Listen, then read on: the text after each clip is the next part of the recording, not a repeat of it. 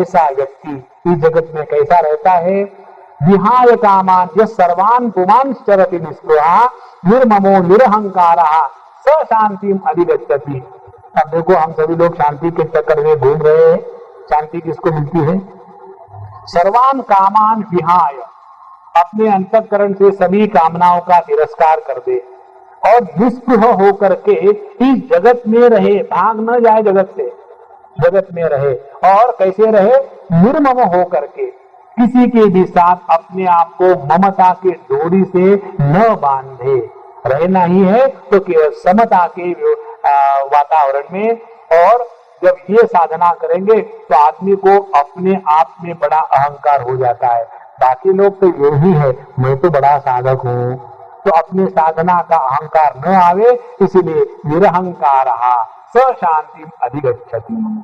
उसी व्यक्ति के जीवन में शांति की प्राप्ति है। बाकी लोग केवल नाम रख लेते हैं शांति।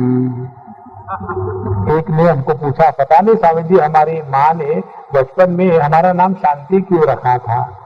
तो हमने कहा इसलिए रखा था कि तुम्हारे जीवन में यही आना चाहिए, लेकिन ये है नहीं।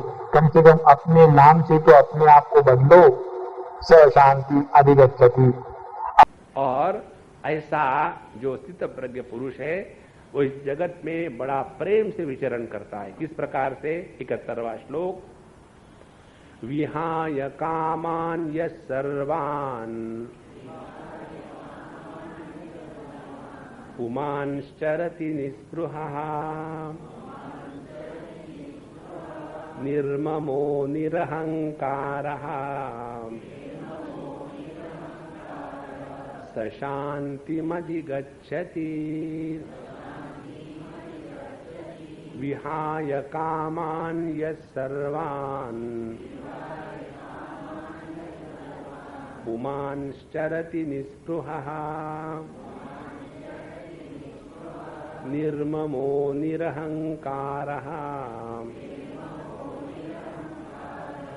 स शान्तिमधिगच्छति।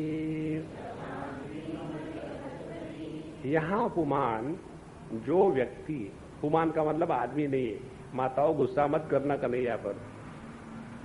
यहाँ पुमान जो पुरुष, पुरुष का तात्पर्य है जिसने अपने जीवन में परमात्मा को महात्म्य दिया है, वो पुरुष। और जिसने अपने जीवन में प्रकृति को महात्म्य दिया है, वो स्त्री। हमारे अखंडनाथ जी महाराज एक बार बढ़िया बात बता रहे थे। जब कपड़ों को धोने के बाद उसको ठीक करने के लिए जो आयरन बॉक्स का इस्तेमाल करते हैं, उसको अपने हिंदी में क्या कहते हैं? स्त्री कहते हैं। स्त्री इसलिए कहते हैं कि जो यूपी के लोग हैं ना, वो स को सरल उच्चारण नहीं कर सकते, इसलिए पहले ई लगाते हैं। Station, star, style, speak, smile. उसी प्रकार से वो जो स्त्री है वो गर्म होती है, तो असली शब्द है स्त्री जो गर्म होती है। और उसके पहले चूंकि भगवान कन्हैयालाल यूपी वाले थे तो वो ई लगाते थे। तो जिनके जीवन में स्त्री माने प्रकृति का महात्म्य है, वो हो गए स्त्री। देखो, स्त्री शब्द टेक्निकल है, उसमें 3 शब्द आते हैं, स, त और र। स माने सत्वगुण, त माने तमोगुण, र माने रजोगुण। त्रिगुणात्मिका प्रकृति को टेक्निकली स्त्री कहते हैं। लेकिन हम लोग स्त्री का भाषांतर अंग्रेजी में वुमन कर लेते हैं और वुमेन्स लिब। कोई भी वुमन कभी भी किसी भी प्रकार के बंधन में नहीं होती है, केवल उसी को लगता है कि हम बंधन में हैं। काहे का बंधन है? एक बार की बात है, अमेरिका की। वेदांत के संस्कार वाले लोगों ने एक बार एक ग्रुप बनाया और उसमें हमको बुलाया। और ग्रुप कौन सा बनाया? महिला वेदांत सत्संग। और उन्होंने हमको उद्घाटन के लिए बुलाया। तो हमने कहा भाई हम आएंगे तो साड़ी पहन के आएंगे, क्योंकि हम तो आदमी हैं, पुरुष हैं, तो कैसे आएंगे। और दूसरी बात हमने उनको कही, आप वेदांत की बात तो कहते हो, लेकिन स्त्रियों को अलग क्यों क्या कहा है? जहां तत्व का चिंतन होता है, स्त्री पुरुष का भेद बुद्धि में आना ही नहीं चाहिए। ये कोई पॉलिटिक्स थोड़ी है। 33%, 40%, अरे बाबा 100% ले लो, हम तो मस्त रहेंगे।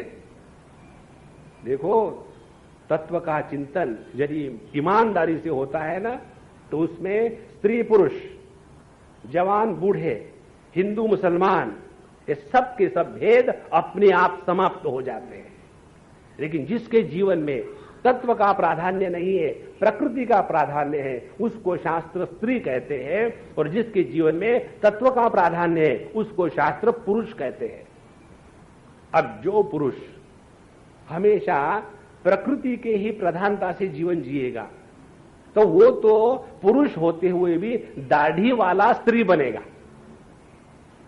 तो यहां पुमान, वो व्यक्ति, वो पुरुष कैसा चलता है? विहाय कामान सर्वान, जिसने अपने अंतःकरण से सभी के सभी कामनाओं को हमेशा के लिए तिलांजलि दी है। No more desiring about anything in this world. हमारे हृदय में कामना इसलिए आती है कि हमने अपने अंदर के आनंद को नहीं चखा है, और असली आनंद है विषयों में नहीं, हमारा ही आनंद है। हमारी स्थिति कैसी है? संत लोग उदाहरण देते, एक कुत्ता एक सूखे हड्डी को लेकर के एक कोने में जाकर के बैठता है, ताकि दूसरा कुत्ता आकर के इतनी बढ़िया हड्डी को छीन ना ले, और वो सूखी हड्डी अपने मुंह में डाल करके बड़ा जोर से चबाना शुरू करता है, और वो हड्डी के जो कोने हैं वो उसके मुख को अंदर से ही काटने लग जाते हैं। उसके कारण वहां से खून निकलता है, और उस कुत्ते को लगता है कि आहा कितना बढ़िया खून निकल रहा है उस सूखे हड्डी से। यही हम लोगों की बात है। हम सोचते हैं विषय का जब हम भोग करते हैं तो विषयों से आनंद आ रहा है। प्रभु, आनंद आता है अपने से। हम अपने आत्मानंद को, परमानंद को विषयों पर अध्यारोपित करके सोचते हैं कि ये विषय आनंद है। विषयों में आनंद नहीं है। आनंद के सागर तो कन्हैया लाल है महाराज, उसके तरफ देखो। विहाय कामान यः सर्वान पुमान चरति निस्पृहा। भले हमारे हृदय से कामनाओं का समापन हो गया हो, लेकिन स्पृहा बनी रहती। स्पृहा इसके लिए नहीं, हमको तो कुछ नहीं चाहिए जगत में, लेकिन सब कुछ अच्छा हो। तो स्पृहा, कामना के बाद भी स्पृहा बनी रहती है। तो यहां जो पुरुष अपने जीवन से सभी कामनाओं को निकाल दिया, किसी प्रकार की स्पृहा ने, स्पृहा माने एक्सपेक्टेशन, किसी से कोई प्रकार की कोई अपेक्षा नहीं है। यदि हमारे अंतःकरण से कोई अपेक्षा ना रहे तो समझ लेना भगवान की बड़ी कृपा हो गई। निस्पृहा, ना किसी को सुधारना है, ना किसी को बिगाड़ना है, ना किसी का उद्धार करना है, ना कुछ। अपने आप को प्रभु के साथ नित्य निरंतर लगा दे। और तीसरी बात, निर्ममः। भले स्पृहा चली जाए, लेकिन फिर भी हमारे अंतःकरण में ममता बनी रहती है। जब तक के ममता का रोग हृदय में है, तब तक के समता की शांति कभी प्राप्त नहीं होगी। इसीलिए शास्त्र कहते हैं कि दो शब्द, मम ये बंधन है और न मम ये मुक्ति है। तो जितना हमारे अंतःकरण में ये ममता का महात्म्य रहेगा, हम इस जगत में दुखी ही दुखी रहेंगे। इसीलिए अपने अहंता को जीतने के लिए पहली साधना ये है, अपने हृदय से इस ममता को हटा दे। इस ममता के रोग को मिटाने की दवा का नाम है समता। समत्वम योग उच्यते। जितनी हृदय में समता बनी रहेगी, ये ममता का रोग हमको छुएगा नहीं। अच्छा भैया, ममता भी निकाल दी, फिर निरहंकार। हमको अपने वैराग्य का अधिकार, अहंकार हो जाता है। हम तो इतने सरल है कि हमको कुछ नहीं चाहिए, बाकी के लोगों को देखो कितना चाहिए। अरे भैया, हमने यदि त्याग किया, वैराग्य आया, तो जिसको वैराग्य का अहंकार हो गया, उस अहंकार को मिटाना बड़ा कठिन है। अपने अच्छाई का जो अहंकार है वो बुराई के अहंकार से ज्यादा भयानक होता है। यदि एक व्यक्ति शराब पीता है, उसको उसका अहंकार है, उसको मालूम है कि मैं गलत कर रहा हूं, तो एक समय ऐसा आ सकता है कि वो बुराई को छोड़ दे।